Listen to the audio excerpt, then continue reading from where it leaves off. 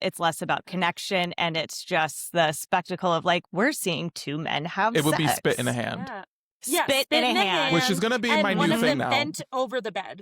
Yes, spit in the hand. It's going to be my new There you thing. go. When I see a gay sex scene that I don't like from now, I'm just going to be like, it's very spit in the hand. That's going to be my new thing. Yes. Oh my Spread it like God. wildfire. Let's make it a thing. Hi, I'm Ariel Lee Cohen, Hey, I'm Morgan Smith. and we are the hosts of Faking It with Ariel and Morgan. We're two intimacy coordinators here to talk about the spicy scenes you see in film and TV. And today we're so excited to have our guest, Steven Canals. Steven Canals is the Emmy-nominated and Peabody Award-winning co-creator, executive producer, writer, and director of FX's Pose 2018 to 21, which featured the largest transgender cast in TV history. Steven's work on Pose received 2 AFI Awards for TV Program of the Year, 3 GLAAD Media Awards for Outstanding Drama Series, plus Golden Globe and Critics' Choice Award nominations for Best Drama Series, among other accolades. Steven also received nominations from the Writers Guild Awards for Outstanding New Series and the Imagen Awards for Best Director Television.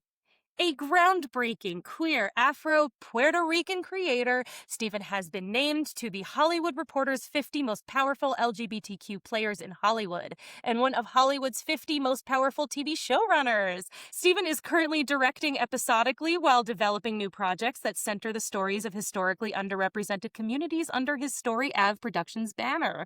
Steven, welcome to Faking It! Hello. Thank you for having me. Thanks for being here. So this is our first Pride Month doing the show. And when we were deciding what projects to do, immediately we both were like, we have to talk about Pose. I love that. We're so thrilled to have you. So we'd love to just dive in, learn a little bit about your backstory before we get into the scenes. What initially inspired you to write Pose? So my inspiration for Pose roots back to a beautiful documentary that I saw when I was in my early 20s called Paris is Burning, directed by Classic. Jenny Livingston. And it highlighted the New York underground ballroom community, filled with all these beautiful Black and Latin, queer and trans people. And I was in my early 20s. I was just stepping into my queerness at the time, had no idea that this community existed in Harlem, just around the corner from where both my parents grew up. And I just remember thinking the first time I saw the doc, that would make a really great television show. And 10 years later, I'm in LA and I'm in a writing workshop and I'm writing a drama pilot. And I'm like, you know what? I'm going to dust off that idea from a decade ago. Yes. And so the inspiration was to just highlight a community that had never really been given shine, at least not on television. I grew up in the Bronx in the 80s, and any of your listeners who are familiar with New York of the 80s, it really was a war zone. It was not an easy place to be. And we were contending with so much. Politically, obviously, we had Reagan as president, which was not great for Not so much. queer and trans To people. put it lightly. Yeah, not great for women, not great for folks of color. So we also were contending with both the beginnings of the HIV/AIDS epidemic and then the crack epidemic. And so my community was being ravaged. And I think that was the experience for a lot of folks in New York at that time. And so to watch a documentary that had so much joy and love in the face of all of this turmoil, for me just felt so incredibly radical, and it completely reframed my understanding of that period. I had a lot of love at home and was fortunate to be really shielded and protected by my family, but I often find myself feeling conflicted about that because I think about the realities of so many folks who didn't have that kind of support. And so here I'm watching this beautiful documentary about folks who were kicked out of their homes because they were gay or because they were trans and created their own families. And then beyond creating those families, they then go off and they start competing and found so much love and so much joy. And I don't know, there's so much I think we all can learn about ourselves and about how to move through the world with grace from the individuals who are part of the ballroom community, and specifically from Paris is Burning. And I feel that way about Pose as a show as well. Once you kind of get past the glitz and the glamour and like what's on the surface and you really get to the heart of the matter, I think what makes it so beautiful and special is those interpersonal relationships and the way that they loved and supported one another. And I also read that in the process of making this show, you faced quite a bit of rejection at first. Ugh, so much rejection. Oh. Lord. That was hard. I mean, completing the first draft of the pilot, which was in 2014, up to the point that I sold it to FX and Ryan Murphy was 2.5 years. And so that was, in the grand scheme of things, like when I think about living in LA, when I look at the landscape now, when I get to talk to young folks who are looking to break in, I recognize that was actually pretty fast. But Yeah. in real time, like that's pretty quick. 2.5 years is not that long. But in real time, being the person who's sitting across from executives being told no, it is hard. What sustained me through that period, I always think about my grandmother. She's always the person who comes to me in moments when I'm feeling exhausted. It is not a right. It is a privilege for me to be able to be here with you all, for example, on your podcast talking about my work. It's not a right. It's a privilege to be able to go into a room and to pitch a show idea to individuals, right? I'm not owed that. And so every time I heard no, it didn't feel great, because when you're writing from a place that is personal, if someone says no, the subtext to that isn't just we don't value the work, but it's also we don't value you. We don't value your experience. And that's hard. And the other side of that is, gosh, how lucky am I to be able to go in and pitch an idea at all? That I've That's been true. able to work to get to the place where I can actually sit across from someone and say, hey, I have an idea, whether they like it or not. And so while it was difficult, for me, I felt like I have to persist. I'm being very, very wordy, so apologies for talking so You're much. fine. But No, please keep talking forever. I love this. I You're so appreciate that. compelling. Thank I'm you. into it. I'm like leaning forward. My whole body language is like, yes, exactly. Well, prepare for my TED Talk. No. But I think specifically because we're in June and it's Pride Month, for me, having written as a queer person a story that centers queer and trans people, the stakes feel really high, right? It's like when you look at where we were back in, gosh, this was 2016 when I sold Post. This was a decade ago. And then you look at where we are now in 2026, and it doesn't feel like there's been that much progress. It's like, sure, there's more visibility, but that hasn't necessarily changed day to day how queer and trans people are living. Like, we're still under attack and we still have to fight for our rights. We're still fighting to take up space and to be seen. A decade later, it's like we're rolling back protections on women as well. People of color, specifically Black people in our country, are also constantly under attack and being killed. And so when you think about all of that, it's like the stakes for the work I was doing. I'm sure you probably feel the same way about not just your work on set as intimacy coordinators, but also even now talking about it on your podcast. It is important for us to center these voices and for these stories to be heard. And so saying no or taking a beat to say, I'm too tired, I can't do this anymore, it just never felt like an option. I'm just feeling a lot of gratitude today to have you here to talk about it. So, Thank you. Likewise. Before we get into the specific scenes, as you were creating the show, were there conversations that you were having in the writer's room about how you wanted to approach the intimacy in the show and the romantic stories that you were going to tell? That's a great question. In terms of visually what we were seeing on screen, to be perfectly honest, no. Okay.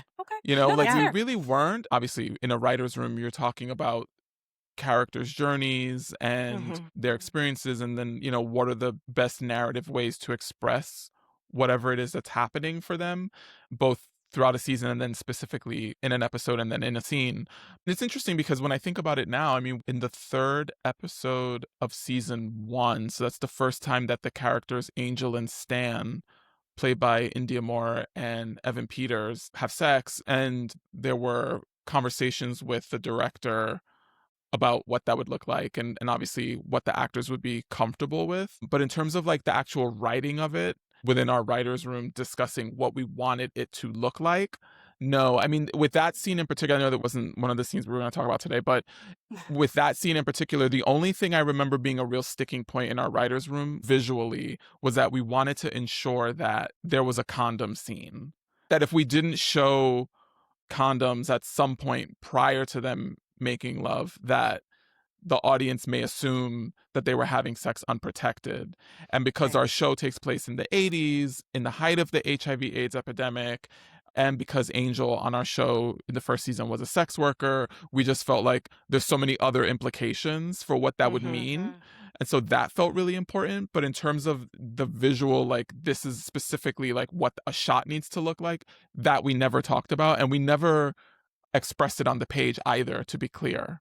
I feel like it's very common to not think about the intimacy until you're like in the shot by shot, here's the strip board and what actually are we shooting today. Yeah. That makes perfect sense to me. Right. Maybe we should just get into the scenes? I think we should just get into it. I love Let's it. get into it. We're going to be talking about the show Pose, obviously created by Steven Canals, also Brad Falchuk and Ryan Murphy. It ran from 2018 to 2021 on FX. The scene that we're going to discuss is from season 2, episode 8. For those following along, the time code is going to be 3:38 to 5:47. We're going to see Dylan Burnside as Ricky Wintour and Billy Porter as Pray Tell. This episode was written and the directorial debut of Steven Canals and also earned you an Emmy nomination. Woo! In this season, we are in the ballroom scene in New York in 1990. After having an affair on tour as a dancer, Ricky discovers he contracted HIV. Overwhelmed by the diagnosis and unsure who to trust, he turns to the MC of the ballroom community, Pray Tell. During their conversation, Pray Tell reveals that he has been secretly living with HIV. As it gets late, Ricky asks if he can stay the night. Pray Tell agrees and sends him to sleep on the couch. We start the scene while Pray Tell sleeps. The thing that I love about this scene, and I was very aware of it when we were breaking the episode, is that there is an age difference between Pray Tell and Ricky as characters. And so that I was really interested in because particularly queer and trans people, we don't really ever get to see our stories told. And then when we do, it's like kind of the same version. It's like, how many times can we be coming out? How many times are we stepping into our, identities for the millionth time? And so I love the fact that we're seeing some more of the like specifics of what it means to be queer. But in this case, I love that it was like intergenerational, that it was 2 Black men, and they both are HIV positive. Those are not stories or experiences that we tend to see centered. So that I was really excited about. I just have to say I have not seen this in forever. It's been a very long time. It's been a couple How years. does it feel for you coming back in? I'm worried about how I'm going to judge it because this was the first time I've directed episodically, and I'm going to try to turn that part of my brain off so I'm not looking at shots thinking like, ugh, why did you do that? We love it, so. And we love it, so we're on board. This scene, by the way, was shot during the day. Oh, wow. Oh, you were right. That couch is lumpy. You're confused. I also want to point out Dylan and Billy in real life were very close. Oh, I love And so that. there was definitely some discomfort on their parts around the scene. okay. They were both like, oof. But I think that they brought that energy into the scene. I think you can feel some of that in the beginning, some of that tension. Well, it makes sense because Pray Tell is kind of a mentor to so many people in the ballroom community. So it translates really well to the characters on both their ends, right? Pray Tell is hesitant because this is his mentee, and Dylan is, Yeah. This is so nice. Oh. I love we're all just like enamored. We're all just I love this last shot. I will say this last shot is like, It's beautiful. that was very important to me. Like when we were filming that I was like, I just want to end on this moment where we see the two of them wrapped up in each other. Whenever sex is discussed related to LGBT people, it's always in this way that feels really reductive and isn't intimate. It's like only straight people get to make love, right? yeah. Can I curse? Oh, yeah, you can say Okay, whatever. Like only straight people get to make love. LGBT people fuck. That felt really important to me with this moment, with this scene, is that we see intimacy and love between Preytel and Ricky, and it isn't just sex for the sake of sex, and that it doesn't have just this like animalistic, which is great and fine and also important, but that for them in this moment, it was about really being connected. I love that with this scene, you took the opportunity to show so many moments of them being together. I read that originally in the script, they were just supposed to kiss and it was going to cut away. Is that Oh. true? No, that wasn't how he wrote it. How did I Okay. exactly write it? Hold on, if you give me a minute, I can Oh, actually read to you pull what it I up? wrote. That's Oh my God, fantastic. yes. Heck yeah. What I wrote versus what I filmed. So the scene ends with Ricky kisses Prey. He takes Prey's hand and moves it to his crotch. Ricky says, "That ain't confused." Prey resists, then gives in. Ricky feels too good, and Prey has been too lonely. Off their passion, we dissolve to title sequence. So how did you get from that to what we just watched? Like, what was the process like between you and the actors and deciding how much to show given the nature of the scene? That is a great question. And I normally have such a wonderful memory. And so I'm going deep, deep, deep into the recesses to pull all this out. Because Great. the truth of it is, so the actual filming of the scene, like what we just saw, the choreography of that, I figured out on the day.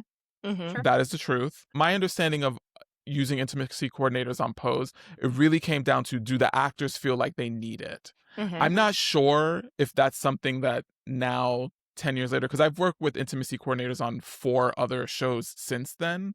And as a guest director, I want to say 3 of those times, it was like non-optional. It was just like, hey, we have an intimacy coordinator, you're going to work with them. And then one of those times, it was like the actors were like, we don't really need one. Like, we're good.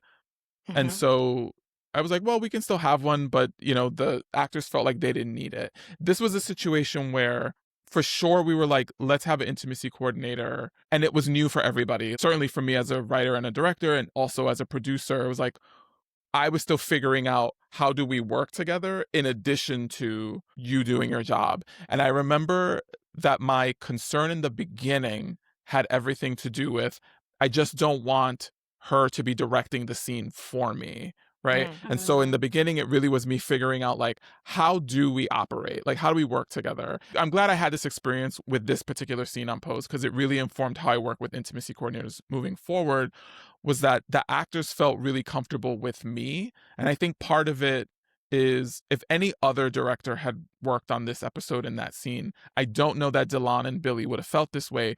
But because I also created the show, because we had that kind of relationship, I think they felt really comfortable coming to me to talk about this moment, this scene, and what we sort of collectively wanted to express through it. It'd be interesting to hear like how the intimacy coordinator who worked on that scene, what her experience was. My understanding was they felt more comfortable just coming directly to me.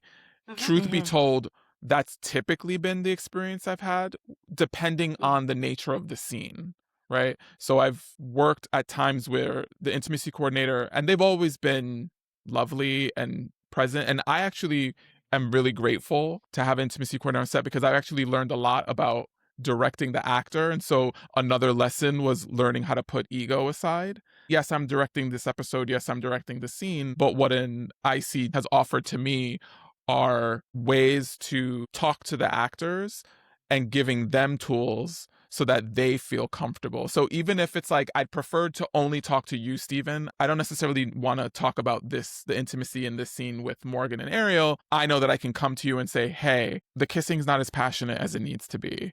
Or, I'm wondering, like, what are ways for them to like touch each other where they're not making each other feel uncomfortable? And those are places where my ICs have always come in and given tools and resources that I'm like, oh, I haven't even thought about that. Like, that's great. Thank you. So in this scene, though, and again, I think it was because of the newness of it. I'm giving you all the background tea now, but Come on Love down. it. Yeah. that when I met with Denise, who was the intimacy coordinator for this scene, the first time we met, she was great about asking me all the right questions. Like, what is it that we're seeing from the beginning to the end, right? Like, what's happening? And I was like, well, they're in bed, they're talking, they start to kiss, and then they have penetrative anal sex.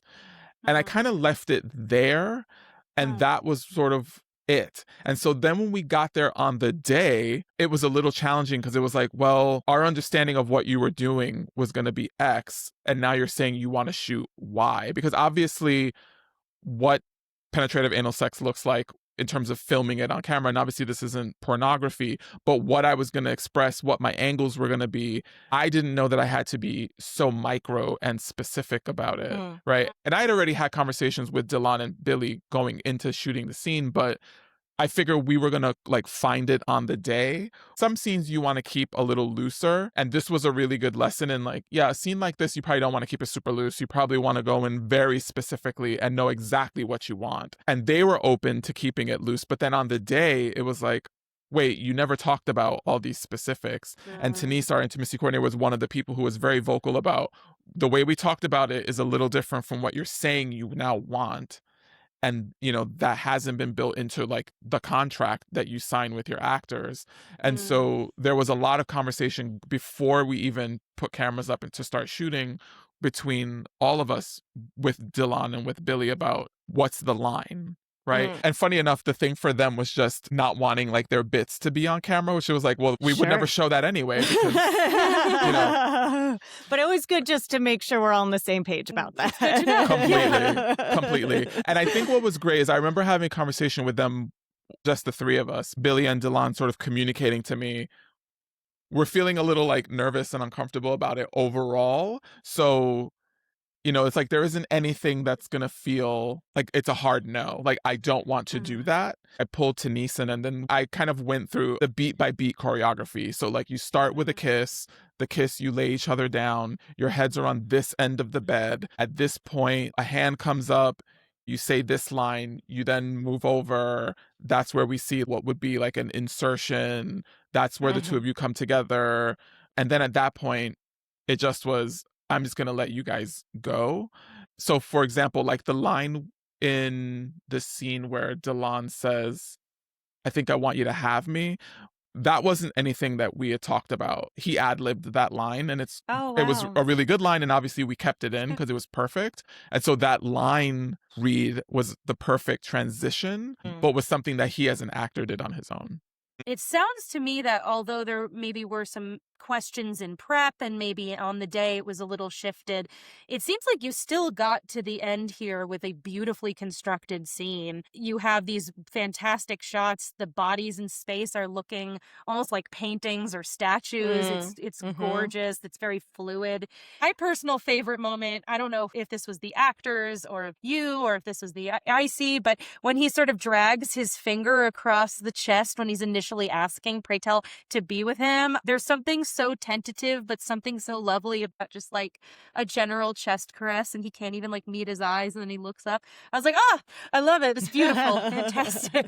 I have to say, no, that was totally all them as actors. Yeah, that's great. Amazing. Actors are the best choreographers.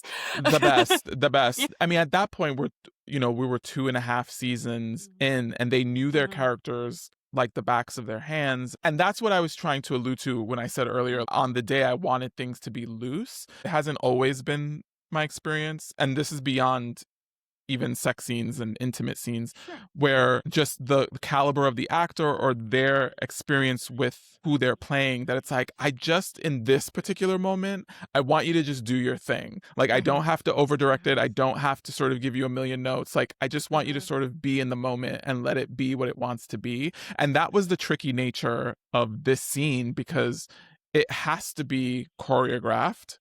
Right. So you have to talk about it. You have to figure it out. And at the same time, you're also still trying to keep things loose. And part of keeping it loose was so that they know what their limits are. So I'm like, I want you to both make whatever choices are going to feel comfortable for you.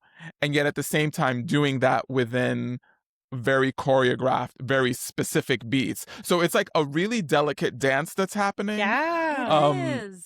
It's very tricky, but I think they both rose to the moment, which I appreciated. I had an experience on set recently where the actors were adamant that it was not over choreographed, and I definitely hear that, and I'm not there to overcomplicate and overwhelm them. They have a lot of things to think about on their own. So what we ended up doing is we just created a really basic arc. Walk from point A to point B, then to get on the bed. This is the motion of simulated sex. this is what it looks like and this is how to maintain distance between bodies. And then you end up here. Go. Everything else, everything you add, that's the stuff. That's the acting, the motion. That's what brings up the ability to physically ad-lib, because they know each other's boundaries. And now they can sit even further in character and explore that, because now they're not like worried, did I touch the wrong thing? Did I do the wrong thing? But it's still choreographed enough to tell the right story. I want to go back to what you were saying, because I think it's fascinating to think about that experience juxtaposed against, there's a sex scene that I directed in American Sports Story, Aaron Hernandez, which was also for FX. I think it's on Hulu now. Also two queer men, but played by two straight actors.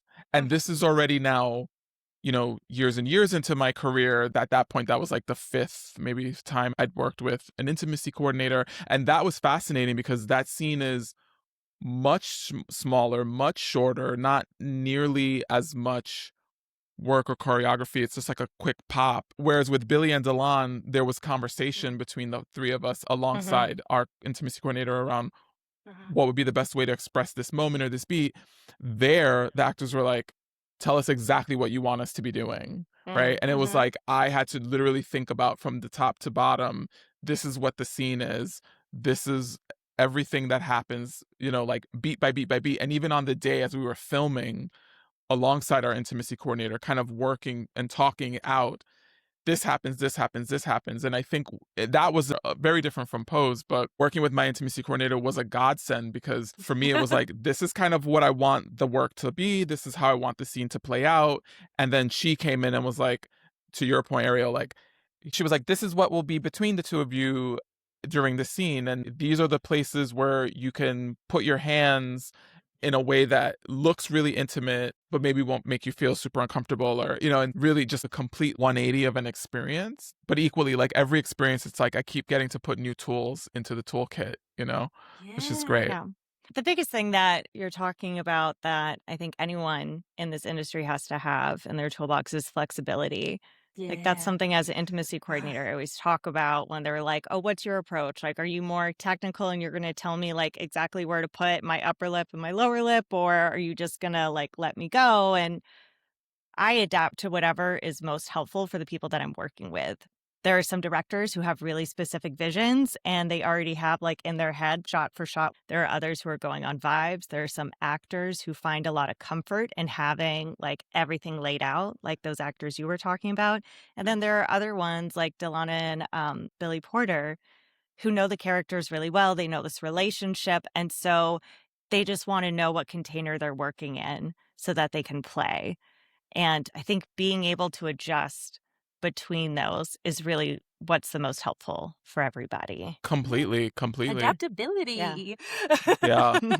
No, I think that what you said is like really spot on. And it's fascinating too, because for me, IC's filled in such a beautiful space in terms of working on any intimacy, because the intimacy doesn't have to just be sex. To be clear, like for folks who are listening, like it's more than just like an actual proper sex scene. For me, what I've found more times than not, they're really there more for me than they are for the actor. Because again, like I have found quite a number of times where I'm just like, oh, that's not. There was a scene I was filming where like two actors start off kissing, and I was like, it's not quite where I want it to be. And I just was like, I don't know how to give these actors the note to say what it is that I'm looking for, because it's just not quite hitting. And they felt great about it, but I'm like, yeah, but what I'm seeing at the monitor is not quite what needs to be expressed in the scene.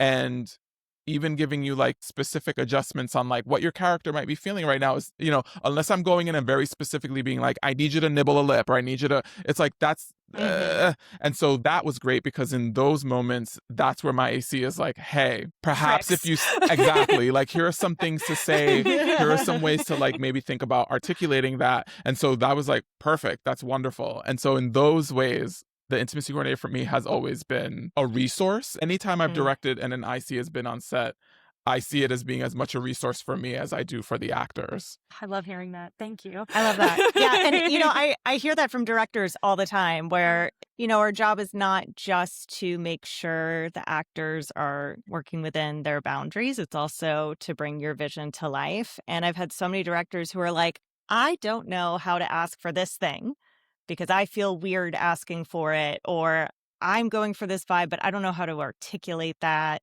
I don't know what note to give. And then that's when we can jump in and help out with that. So I really appreciate you mentioning that benefit and that it's worked for you. Yeah. So usually at this point in the show, we do a thing called our spice scale where we rate intimacy scenes based on consent and power dynamics, technical craft and coordination excellence, and heat factor.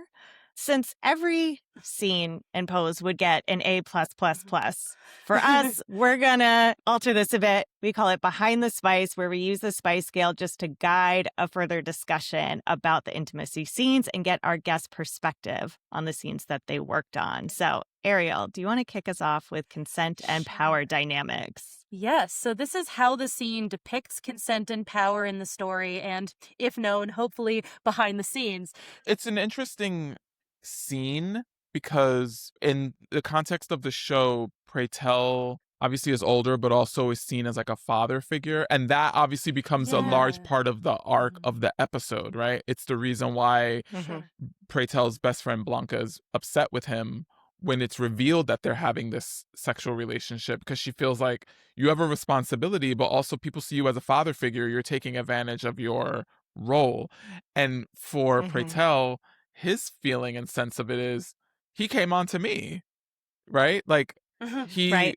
like we're two consenting adults. He's an adult. He's younger, but he's an adult. And that part of it is what I loved so much about the dynamic. Dylan's character, Ricky, isn't a child. He's a man. We don't show them drinking alcohol in the scene prior to the sex scene when they're eating Chinese food together, right? So there was no question of, well, he couldn't have consented because perhaps he was intoxicated or inebriated. Like, we made it very clear that, like, no, these were like two clear, level-headed adults who made this decision together. And so I love that it's, even in spite of all of that, still creates complications for their circle. Yeah, I love that you are having those specific conversations about this scene to make it really clear. I also, when I was watching this scene and the scene prior, Pray Tell was definitely like pushing off his advances, but I think there was also a part of Pray Tell that was surprised. Like, why are you interested in me, an older person? It reminds me of Hacks when Deborah's had some interactions with younger men and she's surprised that they're hitting on her because she's an older woman. And I thought that was also an interesting power dynamic as well. In some ways, like Ricky, as the younger person, has some power because he's seen as more desirable. You know what's interesting? Like, you could choose anyone. What's interesting, Morgan, about the thread that you just connected between Pose and Hacks, which I love, is that with Deborah, I forget his name, but he was like a young rock star in that last season. They both are celebrities, right? Like, they're both people who already have a profile. They both are specifically working on the strip. And I think similarly on Pose, you have Pray Tell and Ricky, who are both queer Black men who are HIV positive. And so it's really interesting when you think about it in that context, that the age aside, which for both Pray Tell and for Deborah feels like a little bit of a block. Like, it's odd for them that why would you be attracted to me? That there isn't an acknowledgement of, oh, but there are all these other specific things, markers that connect us, and that would be the place where the connection would come from. Up until this point, if I remember correctly, we haven't seen Pray Tell with a partner. So, right, even if he is a father figure for so many of these people, at the same time, like, he's not actually their father. And he's a man who has needs just like everybody else. And some of those needs are for connection. So I think it's really beautiful that we get to see him have that in this scene. Yeah, I agree. Should we jump into technical craft, coordination excellence? This is where we talk about the staging, film coverage, modesty protection, choreography, and overall execution of the scene. We've touched on this a little bit, but we can give it a little bit more love, I think, because there's so much good going on here in this scene. I know one of the things that I really wanted for this scene was for it to feel like a European film. Ooh, I love okay. that. Okay. Yes, tell me more. Heard. There's a German LGBT movie called Free Fall. It is a film that I really love. It was produced and released in 2013, but that was one of my visual references for this scene. There's a love scene between the two men in that film where their heads are not up at the top of the bed, you know, where the pillows are, but down by the feet. And that's one of the reasons why I made that choice in this scene. So it really had nothing to do with shooting in the space that we were filming in or, you know, visuals. It really had everything to do with that was a reference for me. You know, I was like, oh, that's different. I haven't ever seen anyone make that choice before. I think there's something really beautiful about European cinema. There's a closeness and intimacy, unabashed nakedness, and I don't even mean physically naked, but just like a carefree attitude to sex and sexuality that I really was hoping to kind of get to in this scene. You were touching on this earlier because you wanted this scene to feel like a scene of making love as opposed to fucking. A lot of European films approach romance in that way where it's very clear what's happening. We're not trying to be sensationalist about it. Our puritanical roots make us try to show it as like shock factor or like here are naked bodies instead of poetry. And I saw that with this scene. We were talking about like how they looked like statues with the way they were posed earlier. Yeah, that completely came through. Just the physiology of it made a lot of sense. Yes. He was moving slowly at first and took his time. We just did Brokeback Mountain recently. I can't. It's too much. And in we go, and we're great. We go with a little bit of spit. It's just I cannot. Just the littlest bit of spit. Oh my God. I have to just do a side note. I just worked on a production where it was two folks with external genitalia having anal penetrative sex, and they were originally going to spit, and they were like, can we cut the spit? I'm like, can we at least have something? Like, please. Like, we can throw a bottle of lube on the table and just have it there and not even use it. Like, just be like, we did. It's just not being shot. I was like, please. It's too much. It's like, come on. It takes 2 seconds. I will say, I appreciate your appreciation for the ebb and flow of them in the scene. The one thing I will say that I got ragged for about that scene, and like to this day I still will hear that specifically from like gay people. Like I have a couple of gay friends who are constantly ribbing me about this, is that they're always like, bitch, there's no world where these two are going to be fucking the way that they were having sex and not one of them went and douched when they just had all that Chinese food. They're like, who is having that kind of sex after Chinese? Yes. Okay.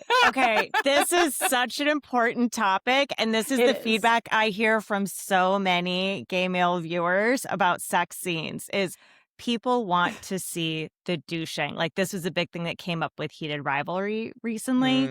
So what's your reaction to people who are like, oh, I want to see the douching? I'm not going to yuck anybody's yum.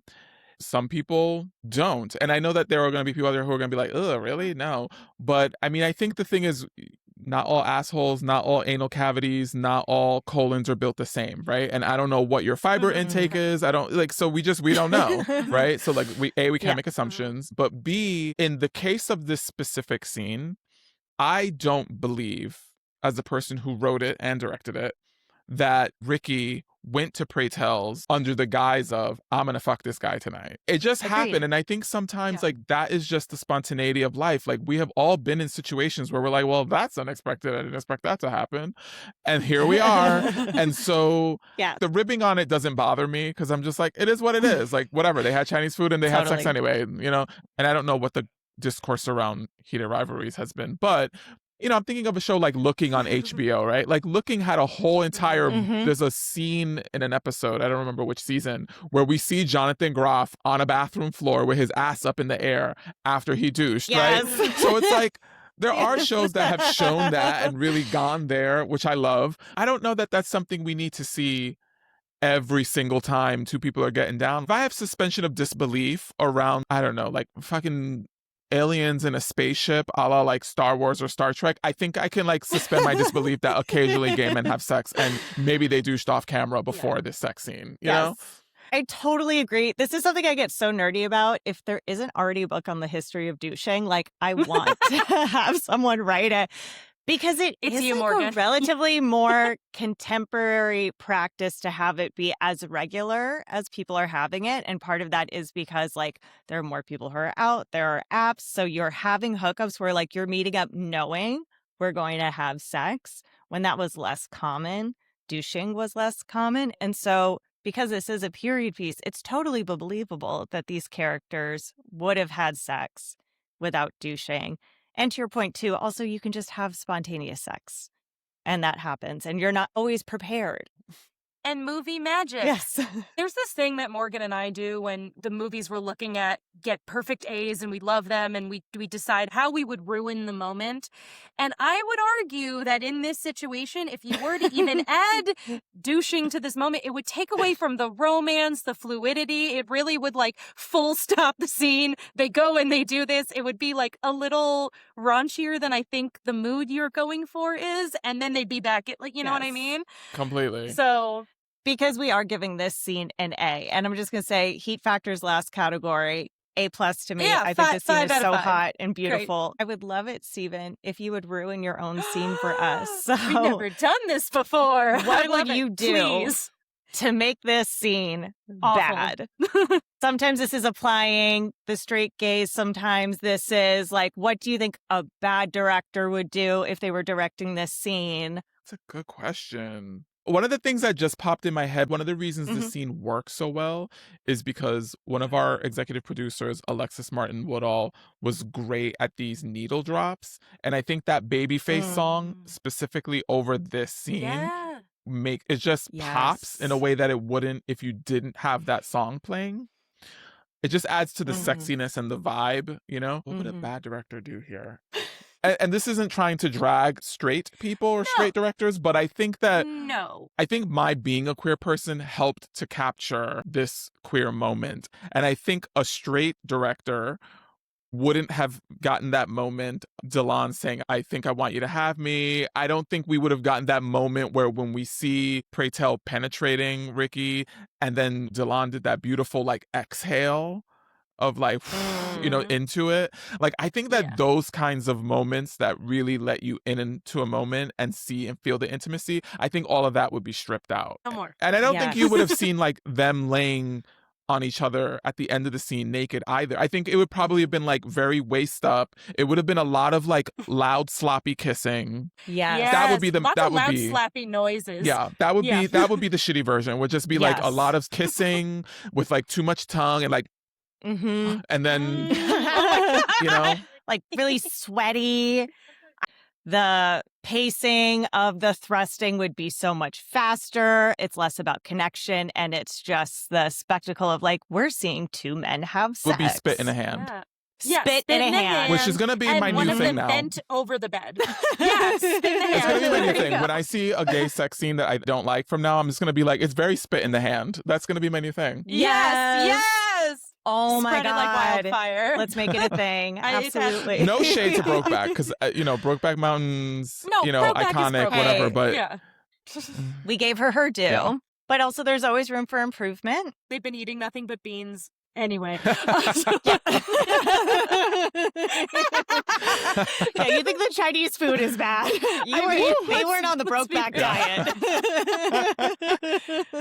For real, for real. Oh Oh my God. Okay. Well, thank you for ruining it. That was a beautiful ruining. That was so good. Before we let you go, we just have a couple last questions for you. Pose is more than just a show. It feels like a historical document of this huge, important community that had such an impact on this country, on its culture. Did you ever have a moment where you realized, like, wow, this is going to have such a huge impact, where you really felt the impact that it was having? There were two moments for me. I'm almost hesitant to share them because I'm having a realization right now with you about these two moments, because obviously the show centers queer and trans people. And one of these stories, this person doesn't check any of the kind of boxes in terms of who the story was. I mean, the show is for everybody, but at the core, like what my heart space was saying is I really want specifically queer and trans people to feel centered, to be heard, to know that they should occupy space unapologetically. This person, again, is like a straight person and white, but I was on a plane flying between LA and New York. And so I was coast to coast. The person I was sitting next to on the plane, we had been talking for a little while, but at this point, we got to talking about work, and she's like, "Oh, what do you do?" And I tell her, "Oh, I work in film and television, blah blah blah." And we get to, have you done anything that I might have seen? I'm like, "Oh, like I created a show. It's called Pose," and she gasped. And I think it was, I want to say she was probably in her mid late 60s, straight white woman, but she goes, and she goes, "Oh my God, I love that show so much." And I'm shocked now. And I'm thinking, she definitely heard me say Pose, right? And then she says to me, with tears in her eyes, she starts welling up and she goes, "I have to say," she was like, "I started watching it thinking I wouldn't have any connection to any of these characters." But she's like, truly, and it still gets me every time I think about it, but she was like, "I really wish that this show existed when my kids were younger, because I think if it had, I would have been a different kind of mother." Oh, I just got chills. Oh, I got Wow. And I chills. was Oh like, boy. whoa. Because there's so much to unpack. I mean, but one is that she saw Blanca, played beautifully by MJ Rodriguez, a trans woman who takes all these young kids in, validating her experience as a mom, but also saying, I can learn something about motherhood from her, was massive. And I just remember thinking, whoa, okay, like maybe the show will actually sort of hit a different demographic. And then the second experience happened a couple months after that. We were invited to Paley Fest here in LA. And at the end of that experience, we were all on stage, like the cast and the producers, we were stepping off stage, and a woman stepped up to me and she said, "Just want you to know that I was diagnosed with cancer. And so I started doing my cancer treatments, my chemo therapy during the run of the first season. And I told myself, if I beat cancer, then I will absolutely live authentically." And so she was like, "I'm now 60 years old and I just transitioned and I'm cancer free." Ah, You know, and that was another one wow. of those experiences where it was like, oh my God, because I'm thinking, the show, we wanted people to feel seen and to be heard, but I've had a number of experiences like that where like people have said I watched the show and it gave me the strength I needed to say I'm going to live authentically. And that one always resonates for me so deeply because she was already Mm. entering her 60s. She had just beaten cancer. And I thought, oh, good for her that she gets to rewrite her story in the way that she wants to. It's so beautiful. And I hope she's doing really well. Me too. I love that. Thank you for sharing that with us. Thank you. What kind of stories are you most excited to tell next? I love that. Well, more queer shit, please, and thank you. Yes. Hell yes. Snaps, Um, snaps, snaps. It's been a little bleak out there. Maybe more specifically for me, it's like I'm always looking to center folks of color, women, LGBTQ plus folks, but it's just like LGBT stories, it's hard. You're pushing a boulder up a mountain, and it's been very, very tricky and challenging. And so seeing shows like a Heated Rivalry having so much success gives me a lot of hope, because it's like, oh, in success, hopefully they'll not see our stories and our lives as just a trend, but really continue to invest and not divest in our stories. So nothing specific to plug right now, but I've just been writing a ton and pitching. I just need people to invest in those stories. Yeah. It was so interesting, like prepping for this. I was getting so extra emotional watching the show. I just got married a couple weeks Oh, ago. congratulations. And thank you. Thank you so much. So I'm such an easy cry. But I like watching Pose, I was like, oh my gosh, like feeling the love of these people and feeling the connection that this community had and feeling that history. It was all accumulating for me, and it was so powerful. And I just want to thank you for making the show, and thank you for continuing to push to make whatever shows you have in your brain right now, because I know it's not always easy to try to make something, but I know the next thing you're going to make is going to be incredible.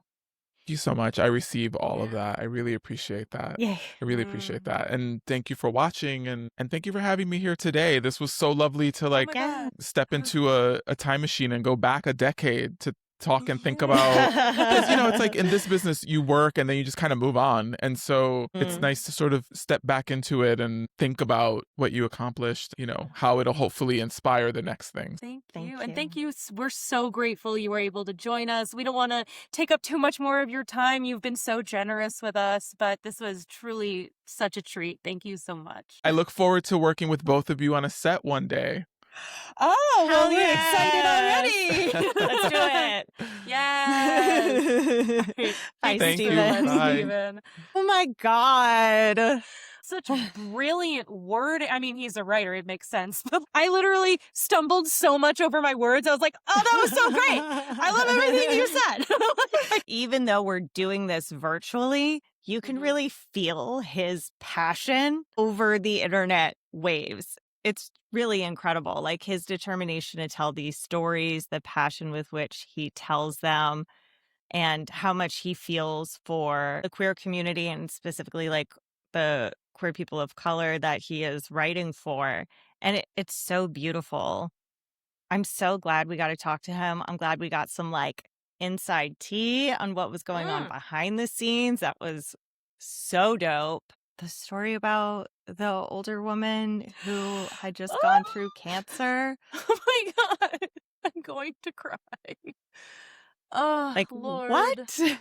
And I loved the hacks reference, and I just, I feel like I want to talk to him for like 45 more hours. No. Audience, you don't even know. We had a list of questions this long, and we didn't have time for all of the questions and the love that we had a whole to other give. scene, but Thank you so much, Steven. We appreciate you and the work that you do. yeah.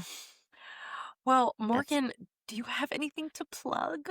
A feature I worked on, Find Your Friends, is out on Shudder. So check it out. It's a really cool thriller that turned out really good.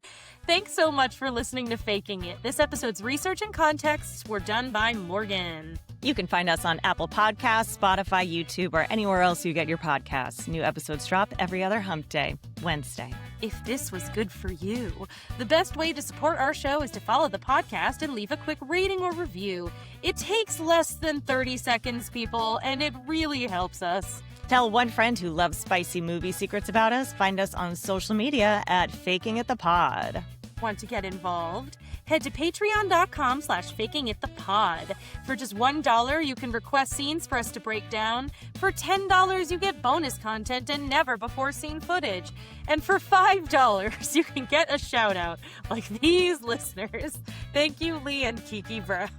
This episode was produced by Ariel Lee Cohen, social media and branding by Morgan Smith. Our theme song is Faking It by Mike Getz. Credits for the film or show we reacted to are in the episode caption. Stay real, fakers.